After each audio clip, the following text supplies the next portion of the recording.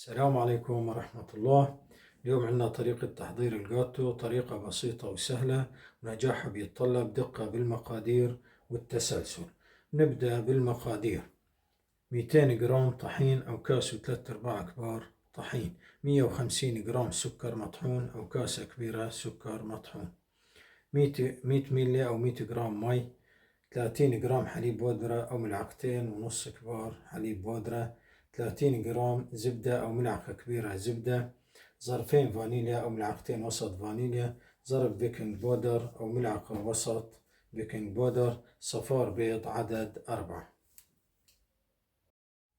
نبدأ بخفق البيض مع السكر المطحون مع الفانيليا، مثل ما حكينا إنه تسلسل مطلوب.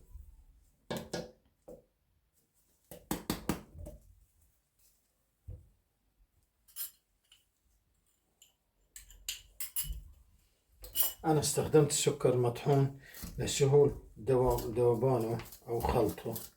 فينا إذا ما توفر السكر المطحون نستخدم سكر عادي. منضيف الزبدة ونتابع خلط.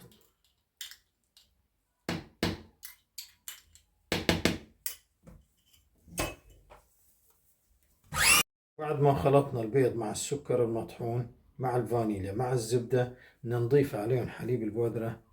نضيف حليب بودرة على الميات، بنحركهم ليذوبوا تماما وبنضيفهم على الخليط ونستمر بالخفق.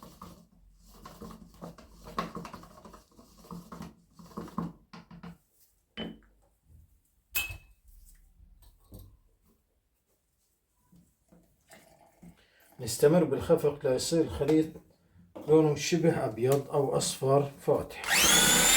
بعد ما صار الخليط جاهز بنفرغه لنضيف عليه الطحين بالتسلسل مع التحريك.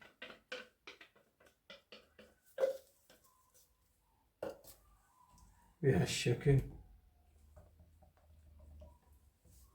لتخلص كمية الطحين اللي عندنا.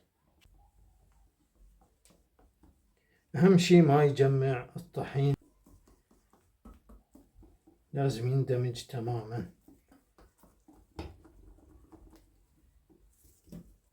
نترك البيكنج بودر للآخر.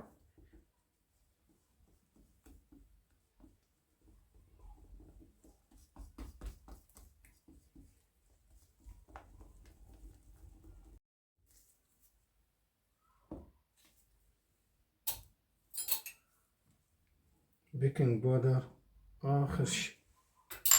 نستمر بالتحريك.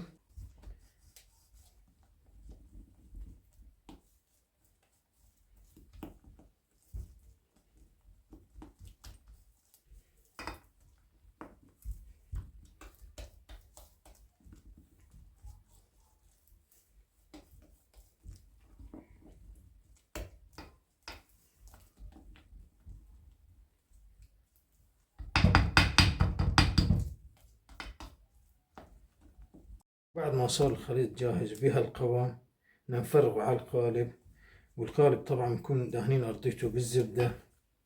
وبعدها بدنا ندخله على الفرن ونكون محمين الفرن مسبقا درجة حرارة 180 لمدة 45 دقيقة. بعد ما طلعناه من الفرن وهو تازة بنشوف النتيجة سوا.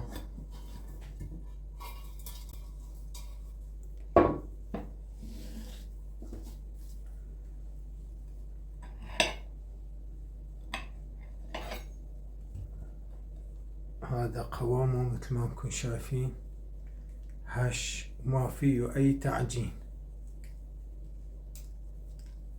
إذا عجبتكم الطريقة والنتيجة تابعونا لنستمر، والسلام عليكم ورحمة الله.